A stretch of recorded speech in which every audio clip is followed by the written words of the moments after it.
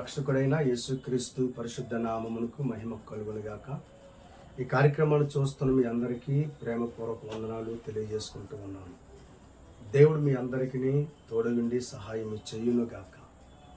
పరిశుద్ధ గ్రంథంలో నుండి సామెతల గ్రంథం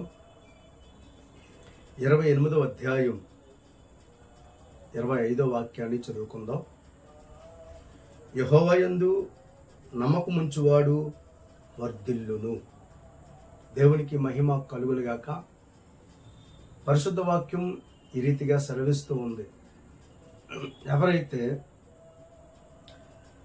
రక్షకుడైన ప్రభువునందు విశ్వాసం ఉంచి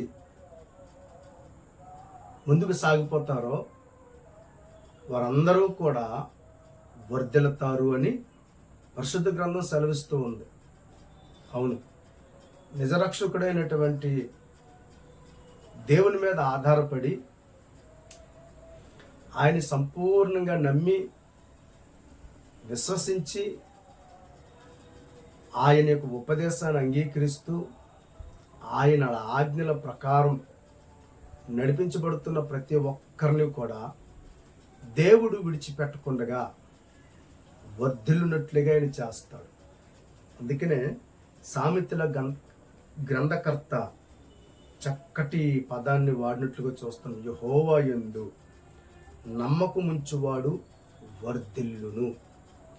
కనుక ఆయన మనల్ని వర్ధిల్లునట్లుగా చేసే దేవుడు, వర్ధిల్లునట్లుగా చేసే దేవుడు. దేవుని ప్రియులారా, దేవుని వాక్యంలో దానియేలు గురించి మనం ధ్యానం చేసుకున్నట్లయితే బాల్యము నుండి కూడా దేవుని యందలి భయభక్తులు కలిగి బబులోను రాజ్యములోను కూడా దేవుని యొక్క ఆజ్ఞలు, దేవుని యొక్క శాసనాలను మీరిపోకుండా తప్పక పాటిస్తూ దైవ భయం కలిగి దేవుని యందలి నమ్మకంతో ముందుకు సాగిపోతూ ఉండేవాడు. కనుక దానియేలు విషయంలో దేవుడు ఎప్పుడూ కూడా గొప్ప కార్యాలు చేస్తూ ఉండేవాడు. దేవుని వాక్యంలో మనం చూసుకున్నట్లయితే దానియేలుని దేవుడు ఏ రీతిగా వర్ధిల్లింప చేశాడంటే, దానియేలు గ్రంథం 6వ అధ్యాయం 28వ వచనం అక్కడ మనం చదువుకున్నట్లయితే చక్కటి మాటని అక్కడ మనం చూస్తూ ఉన్నాం. దానియేలు గ్రంథం 6వ అధ్యాయం 28వ వచనం చదువుతున్నాం. చూడండి, 27 నుంచి చదువుతున్నాను. ఆయన విడిపించువాడును రక్షించువాడనయుండి పరమందును భూమి మీదను సూచక క్రియలను ఆశ్చర్య కార్యములను చేయువాడు. ఆయనే సింహముల నోట నుండి ఈ దానియేలును రక్షించెను అని వ్రాయించెను. ఈ మాటలన్నీ కూడా మరి రాజ్య గ్రంథంలో రాయబడ్డాయి. బబులోని రాజ్యంలో ఉన్నటువంటి గ్రంథాల్లో. కనుక కింద మన 28వ వచనం మనం చూసుకున్నట్లయితే, ఈ దానియేలు దర్యావేషు ప్రభుత్వ కాలమందును పారాసికుడగు కోరేషు ప్రభుత్వ కాలమందును వర్ధిల్లెను. ఇక్కడ విషయం మనం గమనించుకున్నట్లయితే, దేవుని బిడ్డలారా, సింహాల బోనులో నుండి బయటకు వచ్చిన తర్వాత బెల్షెజరు లేదా ఇక్కడ మనం చూస్తున్నటువంటి రాజు దేవుని ప్రియులారా దర్యావేషు దానియేలు గురించి చక్కటి స్టేట్మెంట్ తన రాజ్యంలో ఉన్నటువంటి గ్రంథంలో రాయించి పెట్టాడు. ఎంత గొప్ప ఉన్నతమైనటువంటి కృప దేవుడు మరి దానియేలుకు అనుగ్రహించినట్లుగా మనం దేవుని వాక్యంలో చూస్తున్నాం. కింద దాని గురించి స్పష్టంగా రాయబడేది, ఈ దానియేలు దర్యావేషు ప్రభుత్వ కాలమందును పారసికుడగు కోరేసు ప్రభుత్వ కాలమందును వర్ధిల్లెను. చూసారా, ప్రతి ఒక్క రాజు కాలములో కూడా దానియేలు వర్ధిల్లునట్లుగా చూస్తున్నాం. అతడు గొప్పవాడగునట్లుగా, అతడిని మరి దేవుడు హెచ్చించినట్లుగా మనం దేవుని ప్రియులారా దేవుని వాక్యములో మనం చూస్తున్నాం. అంటే దాని అర్థం దేవుని యందు భయభక్తులు కలిగి ఉన్నాడు గనుక, దేవుని విషయంలో పౌరుషంగా ఉన్నాడు గనుక, దేవుని స్తుతించే విషయంలో నమ్మకంగా ఉన్నాడు కనుక దేవుడు దానియేలు ఏమాత్రము కూడా విడిచిపెట్టలేదు. దేవునికి మహిమ కలుగును గాక. దానియేలుని విడిచిపెట్టేవాడు కాదు కదా దేవుడు. మనల్ని విడిచిపెట్టేవాడు అసలే కాదు ఆయన. దానియేలుని విడిచిపెట్టని దేవుడు నిన్ను నన్ను కూడా విడిచిపెట్టడు. అంత మాత్రమే కాదు, ఆయన మీద ఆయన యందు నమ్మకం ఉంచిన వారిని ఆయన వర్ధిల్లునట్లుగా చేస్తాడు. దేవునికి స్తోత్రం కలుగునుగాక. కనుక దానియేలు దేవుని యందు భయభక్తులు కలిగి ఉన్నాడు కనుక ఏమండి దర్యావేషు కాలంలోని, అలాగే దేవుని ప్రియులారా కోరేషు కాలంలో కూడా అంచెలంచెలుగా దానియేలుని దేవుడు వృద్ధిపరిచాడు, వర్ధిల్లున్నట్లుగా దేవుడు చేశాడు. ఎందువల్లంటే ఆయన మీద ఆధారపడ్డాడు కనుక. రెండవది దేవుని వాక్యం మనం చూసుకున్నట్లయితే సమూయేలు మొదటి గ్రంథం 2వ అధ్యాయం 26వ వాక్యం మనం చదువుకున్నట్లయితే, బాలుడగు సమూయేలు ఇంకను ఎదుగుచు యెహోవా దయయందును మనుష్యుల దయయందును వర్ధిల్లుచుండెను. ఇక్కడ మనం చూసుకున్నట్లయితే బాల్యము నుండి కూడా దైవజనుని యొద్ద ఉపచారం చేస్తూ ఉన్నాడు ఈ యొక్క బాలుడైనటువంటి సమూయేలు. దేవుని మందిరంలోనే నిద్రపోతూ యాజకుడగు ఏలీని కనిపెట్టుకుంటూ ఏలీకి ఉపకారం చేస్తున్నటువంటి ఈ యొక్క సమూయేలుతో దేవుడు మాట్లాడుతూ ఉండేవాడు. సమూయేలు దేవుని మీద నమ్మకం ఉంచాడు.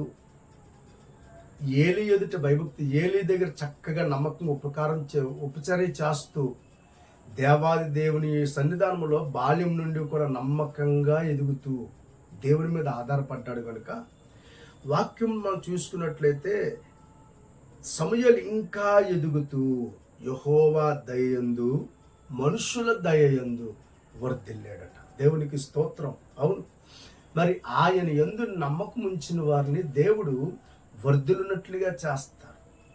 దేవుని ప్రియులారా, దేవుని దయ మనకు తోడుగా ఉన్నప్పుడు మనం వర్ధిల్లుతూ ఉంటాం. దేవుని యొక్క దయ మన మీద ఉందనుకోండి, ఆటోమేటిక్గా మనుషుల యొక్క దయ కూడా మన మీద ఉంటుంది. కారణం ఏంటంటే వాక్యానుసారంగా మనం ముందుకు సాగిపోతూ వాక్యాన్ని అవలంబిస్తూ ప్రార్థన చేసుకుంటూ ఉన్నాం కనుక మనల్ని చూసిన వారిని మనం చూస్తున్న ప్రతి ఒక్కరు మన పట్ల ప్రేమ, జాలి, కనికరం కలిగినట్లుగా దేవుడు చేస్తాడు. కనుక మరి దేవుని వాక్యాన్ని అనుసరిస్తూ భక్తి కలిగి ముందుకు సాగిపోతున్నవాడు ప్రతి ఒక్కరిని ప్రేమిస్తాడు, అందరితో చక్కగా మంచిగా మాట్లాడతారు కనుక మరి అవతల వ్యక్తులు కూడా ఈ మంచిగా మాట్లాడేవాడితో చక్కగా ఉంటారు. కనుక అనేకుల మధ్య అతనికి ఏం కలుగుద్ది అంటే ఆదరణ, ఎంతో మంచి పేరు కలుగుతుంది. ఎందువల్లంటే నీతిగా, యథార్థంగా, వాక్యానుసారంగా ప్రతి ఒక్కరి పట్ల ప్రేమ కలిగి ప్రవర్తిస్తూ ఉన్నప్పుడు ప్రతి ఒక్కరు ప్రేమిస్తారు. అందరితో నీ గొడవలు, కయ్యాలు, కొట్లాట్లకి వెళ్తే ఎవరో ప్రేమించరు కదా. మరి సమూయేలు మనుషులు దయలో వర్ధిల్లడానికి గల కారణం మొట్టమొదటిగా దేవుని యందు భయభక్తులు కలిగి బాల్యం నుండి ప్రార్థన చేసుకుంటూ ఉన్నాడు కనుక ఎవరి పట్ల ఎలా బ్రతకాలో, ఎవరి పట్ల ఎలా వ్యవహరించాలో అన్నీ కూడా తెలుసుకున్నవాడు ఉన్నాడు. అందుకే మనుషుల దయలో కూడా మరి సమూయేలు వర్ధిల్లినట్లుగా చూస్తున్నాం. అది కేవలం దేవుని ద్వారా జరిగింది. కనుక దేవుని ప్రియులారా, దానియేలు వర్ధిల్లడానికి దేవుని యందు భయభక్తులు కలిగి ఉన్నాడు, దేవుని మీద నమ్మకం ఉంచున్నాడు. సమూయేలు వర్ధిల్లడానికి గల కారణం బాల్యం నుండి కూడా దేవుని మందిరములో పరిచర్య చేస్తూ దేవుని యందు నమ్మకం ఉంచున్నాడు కనుక వర్ధిల్లినట్లుగా దేవుని వాక్యంలో చూస్తున్నాం. దేవుని ప్రియులారా, ఉదయకాల సమయంలో మరి యోహాను గాయుకి ఈ రీతిగా పత్రికలో తెలియజేస్తాడు. మనం వాక్యం చూసుకున్నట్లయితే యోహాన్ రాసిన మూడవ పత్రిక మరి గాయుని ప్రేమిస్తూ శుభమని చెప్పి యోహాను గాయుని ఈ రీతిగా ఉద్దేశించి మాట్లాడుతూ ఉంటాడు. చూసినట్లయితే, ప్రియుడా నీ ఆత్మ వర్ధిల్లుచున్న ప్రకారము, నీ ఆత్మ వర్ధిల్లుతూ ఉంది. ఆత్మ ఎప్పుడు వర్ధిల్లుతుందంటే దేవునితో దగ్గరగా ఉన్నప్పుడు, దేవునితో నడిపించబడుతూ ఉన్నప్పుడు. కొందరి జీవితాలు మనం చూస్తాం, ఎప్పుడూ కూడా వాళ్ళ కోసం, వీళ్ళ కోసం, వాళ్ళు ఎలాగన్నారు, వీళ్ళు ఎలాగన్నారు, ఆ తల్లి నన్ను అలాగంది, లేకపోతే ఇతను నన్ను ఇలాగన్నాడు. ఈ పనికిరానివన్నీ బుర్రలో పెట్టుకుంటే మెంటల్ టెన్షన్స్ వచ్చేసి ఏంటి తర్వాత మన పరిస్థితి అంతా కూడా ఎలాగైపోద్ది అంటే ఇక విచ్ఛిన్నమైపోద్ది. అది మన ఆధ్యాత్మికమైనటువంటి జీవితానికి మంచిది కాదు. మరి దేవుని పిల్లలు ప్రక్కూర సంగతి పక్కన పెట్టండి, మొట్టమొదటిగా దేవుని పాదాల యొద్ద ప్రార్థన చేసుకుంటూ దేవుని ఆత్మచేత నింపబడుతూ నా ప్రభువుని నేను ఎలా తృప్తిపరచాలన్నటువంటి ఆలోచనతో నడిపించబడుతూ వాక్యాన్ని అవలంబిస్తూ వాక్యపు వెలుగులో మన జీవితాన్ని మనం చూసుకుంటూ ముందుకు సాగిపోతూ ఉండాలి. కనుక అలా ఎప్పుడైతే మనం ముందుకు సాగిపోతూ మన ఆధ్యాత్మికమైనటువంటి స్థితి అంతయు కూడా దేవునికి అనుగుణంగా మార్చబడుతుంది. కనుక ఇక్కడ ఉన్నటువంటి గాలి యొక్క జీవితం దేవుని మీద పూర్తిగా నమ్మకం ఉంచి దైవ చిత్తానుసారంగా నడిపించబడుతూ ఆ ప్రాంతంలో మంచి సాక్ష్యం కలిగినటువంటి వ్యక్తి. అందుకే అక్కడ మనం చూస్తున్నాం, యోహాను గాయుని ఉద్దేశించి మాట్లాడుతాడు, ప్రియుడా నీ ఆత్మ వర్ధిల్లుచున్న ప్రకారం, నీ ఆత్మ వర్ధిల్లుచు ఉంది ప్రభువులో. కనుక నీ ఆత్మ వర్ధిల్లుచున్న ప్రకారము నువ్వు అన్ని విషయములలో వర్ధిల్లుచు సౌఖ్యముగా ఉండవలనని ప్రార్థించుచున్నాను. చూసారా, గాయు యొక్క మంచి సాక్ష్యం. కనుక యోహానికి గాయు పట్ల ఎంత దయ, ఎంత మంచి స్టేట్మెంటు, ఎంత మంచి చక్కటి సాక్ష్యాన్ని ఇస్తూ ఉన్నాడు. నీ ఆత్మ వర్ధిల్లుతుంది కనుక అన్ని విషయములలో నువ్వు వర్ధిల్లుచు సౌఖ్యంగా ఉండాలని కోరుకుంటున్నాను. ఆత్మీయుడు కోరుకునే కోరికలు ఎలా ఉంటాయి, ఆత్మీయుడు బ్లెస్ చేస్తే బ్లెస్సింగ్స్ ఎలా ఉంటాయి. దేవుని ప్రియులారా, కనుక మన ఆధ్యాత్మికమైనటువంటి జీవితంలో ఆత్మలో వర్ధిల్లాలంటే మరి వర్ధిల్లింపచేసే దేవుని మీద మనం నమ్మకం ఉంచినప్పుడు దేవుడు మన జీవితంలో గొప్ప కార్యాలు చేస్తాడు. దేవునికి స్తోత్రం కలుగునుగాక. సామెతల గ్రంథము 2వ అధ్యాయం 7వ వాక్యంలో ఒక చక్కటి మాట మనం చూసుకున్నట్లయితే ఒక చక్కటి మాట అక్కడ కనిపిస్తుంది. చూడండి, సామెతల గ్రంథం 2వ అధ్యాయం 7వ వాక్యాన్ని మనం చదువుకున్నట్లయితే, ఆయన యథార్థవంతులను వర్ధిల్లజేయును, యుక్త మార్గము తప్పక నడుచుకున్న వారికి ఆయన కేడుముగా నున్నాడు. ఆయన యథార్థవంతులను వర్ధిల్లజేస్తాడు. మనం ఇప్పుడు యథార్థంగా ఉండగలం తెలుసా? ఆయన వాక్యాన్ని అవలంబిస్తూ ఆయనకి భయపడి ఆయన మీద నమ్మకం ఉంచి ముందుకు సాగిపోతూ ఉన్నప్పుడు అన్ని విషయాలు కూడా మనం యథార్థంగా నడిపించబడగలం. ఎందుకంటే వాక్యానికి లోబడాలి, ఇది చేయకూడదు, ఇలా ఉండాలి, అలా అని ఒక చక్కటి మార్గంలో నడిపించబడతాం కాబట్టి అది మనకి యథార్థతలోనికి నడిపించేస్తాం. మనకి యథార్థ హృదయులకి యథార్థవంతుల జీవితాన్ని ఎప్పుడు దేవుడు వర్ధిల్లింపజేస్తూ ఉంటాడు. కనుక ఈ ఉదయకాల సమయంలో దేవుని ప్రియులారా, యెహోవా యందు నమ్మకం ఉంచిన వారు వర్ధిల్లుతారని వాక్యం రాయబడింది. కనుక ఈ కార్యక్రమాలను చూస్తున్న దేవుని బిడ్డ సంపూర్ణంగా దేవుని మీద నమ్మకం ఉంచి బాగా ప్రార్థన చేసుకో. ప్రతిరోజు వాక్యాన్ని చదవండి. వాక్యం చదివితే సరిపోదు, కానీ వాక్యానుసారంగా ప్రవర్తించడానికి మరి తప్పనిసరిగా మనం దేవునికి సమర్పించుకుని అడుగులు వేయాలి.